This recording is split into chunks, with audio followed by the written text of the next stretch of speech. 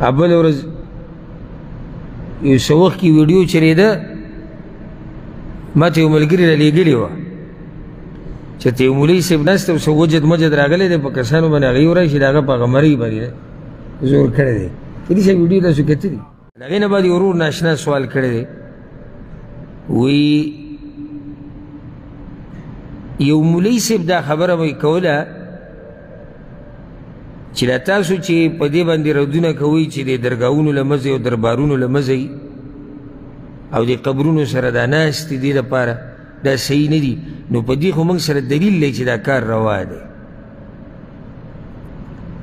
دلیل وی دا دی، دا دلیل ذکر کړی دی چې پیغمبر صلی الله علیه وسلم چې کله مکې ته لاړ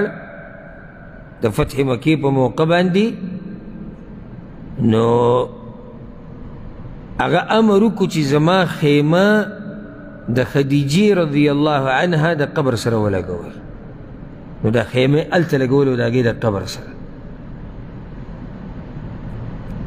نو تاسو څنګه وایئ چې دا کارونه نشته؟ نو دا روز سوال کوي چې دا خبره صحیح ده که نه؟ الجواب، د جواب نه مخکې چې تاسو ته پته م ولګي چې د علم قدر او د علماو قدر هم په زړه کې پیدا شي. که ته ډېر هم ټوپونه ووایې که نه چې زه څوک یم یا زه پلانی او علانې، خو لازم یو ځکې یو ورځ به واپس کېږي چا ته؟ علماو ته. او که دا دلیل درته ذکر کړي او دا خبره ته ذکر کړي، ته بیا ګرځې چې یاره اوس مې هغه د کومو شیخانو او کومو علماو د مجالسو نه چې ما ځان بېزاره کړی چې اوس بیا ورسره پسې طریقه رابطو چې اوس دا مسله راته حل کړي. ته یې سړو راګیر کړی یم، علم علم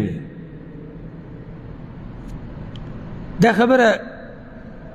یعنی چې پیغمبر صلی الله علیه وسلم د خدیجې د قبر سره خیمه لګولې وه. یو خو دا خبره یاده کړئ اول نه د فایدې دپاره چې پیغمبر صلی الله علیه وسلم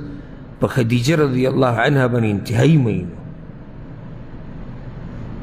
او صحیح مسلم کی روایت دی چې پیغمبر صلی الله علیه وسلم وایي انی قد رزقت حبها، الله د هغې د مینه زما په نصیب کړې ده. او دومره ډېره به یې یادوله چې عایشه رضی الله عنها وایي په صحیح بخاري کې دا روایت دی ما غرت علی امرأة ما غرت علی خدیجه. د پیغمبر په دې بیبیانو کې په یو زنانه باندې ما ته دومره غیرت نه راځي لکه څومره چې به خدیجه راغلی ده.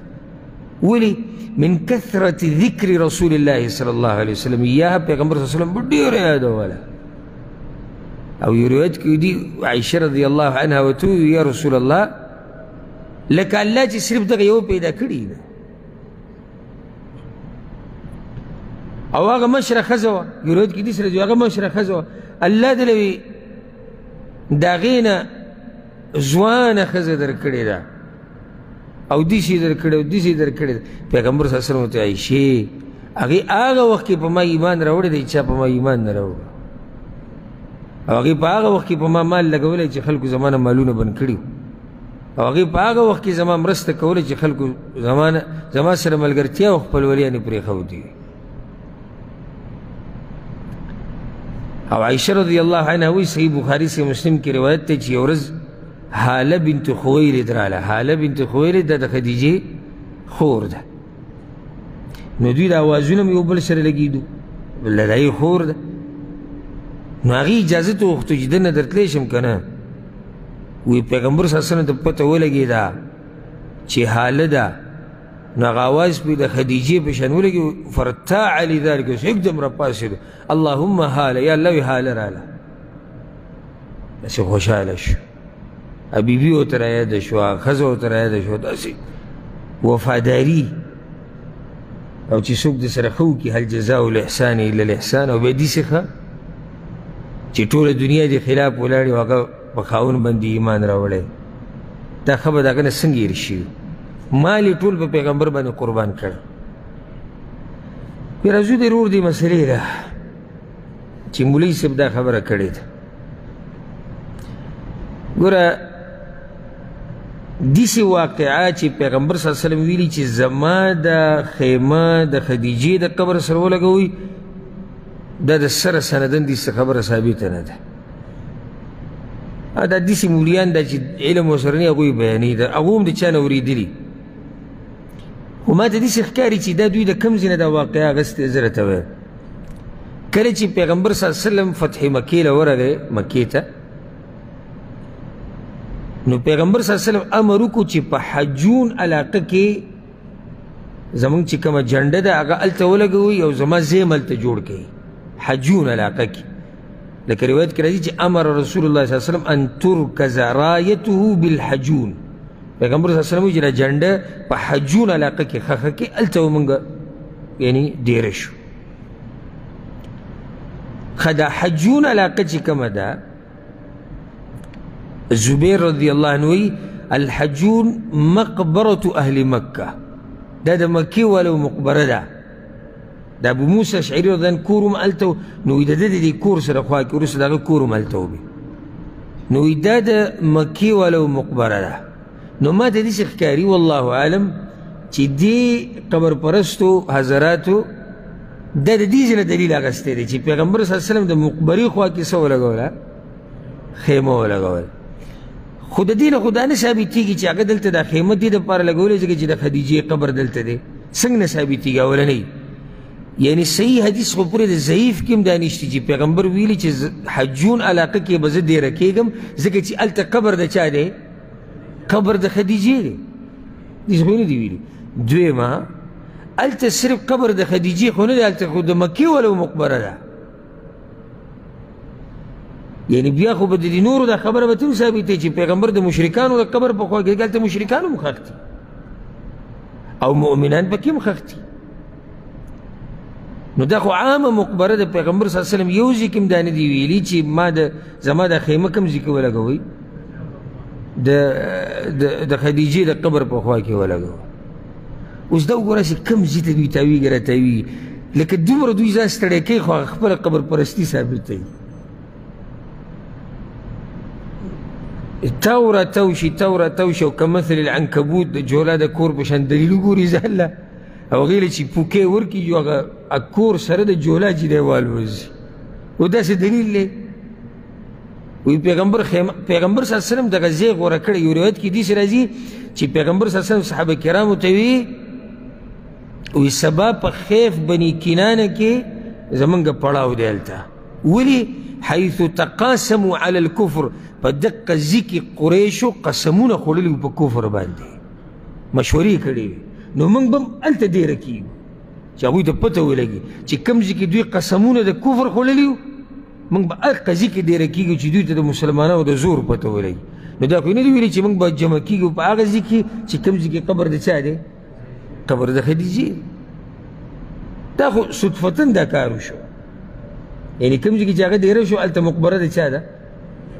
مقبره د مکې والو د قبر صرف د خدیجې نه دی لا بیا هم څه نه څه خبره به یې کولی وي چې صرف قبر د چا و د خدیجې نو هلته صرف قبر خو د خدیجې نه دی مقبره د مکې والو ده حجون علاقه کې اوس هم لاړ شئ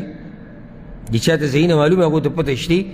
حجون علاقه کې دا پخوانۍ مقبره د مکې والو او همدقه ځای کې خدیجه رضی الله عنها هغه هم ښخه کړی شوې ده نو د دې نه څه نه ثابتېږي داسې هباء منثوره تشه دوړه یې الوځولې ده او دا غریبانان هم دې ته خوشحالېږي دوی هم دې ته خوشحالېږي بله ورځ یو څه وخت کې ویډیو چلېده ما ته یو ملګري رالیږلې وه چې ته یو مولوي صاحب ناست او څه وجد مجد راغلی دی په کسانو باندې هغه یې ورایي چې د هغه په هغه مرۍ باندې زور کړی دی چې دې ویډیو تاسو کتلي نو بیا هغه مولانا صاحب انټرویو ورکولی وي چې دا د وجد کې راغلی و او یې زه د مرۍ نه نیولی و او دا وجد په قرآن کې راغلی دی دا وی قرآن کې عوام بیا څه وایي یاره نو اوس څه ووایو نو هغه هم وایي چې قرآن کې دی هسې دا اوس خبره شو چې قرآن کې راغلی خبره به څه وې خو ولې یې وې خو څه یې وي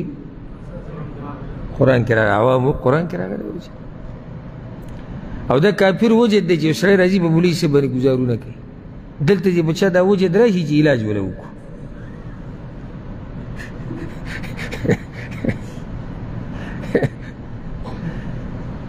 هسې د دین نه مذاق جوړ کړی په په بنگلادیش کې یو پیر دغه پروګرام و په سړي وجد راغلی او چې ورغه هغه مولوي صاحب دومره ناروا لته ولې خولې له ورکړه او هغه سپیکر یې ته عفو وګزار وایي دا څه چلې دا په ده وجد راغلی داسې خبره مې دې پورې کوله چې قرآن کې راغلي دي کوم ځای کې دي قرآن کې کوم ځای کې دي دا تفصیل به دې نه معلوم وي اوس دې ته وګوره دې مولوي صاحب ته چې دا عامي غریب دې کې راټینګ کړی دی چې پیغمبر صلی الله علیه وسلم خیمه کوم ځای کې ولګوله د خدیجې د قبر سره نو څنګه تاسو دا وایي چې د قبرونو سره د دې درباریانو دا ناسته چې ده ناروا ده هلته چې قبرونه له ورشه منجوران ناسي که نه دا د منجورانو دلیل دی دا د منجورانو دلیل دی اول ته بیا پراته یو د چرس او بنګ او چې څه ګن بلا د هغه راکاږي او ویده جي وي پیغمبر خیمه هلته لګولي الله دې زموږ په حال باندې رحم وکړي ها څه دې ثابت شو نه دي ثابت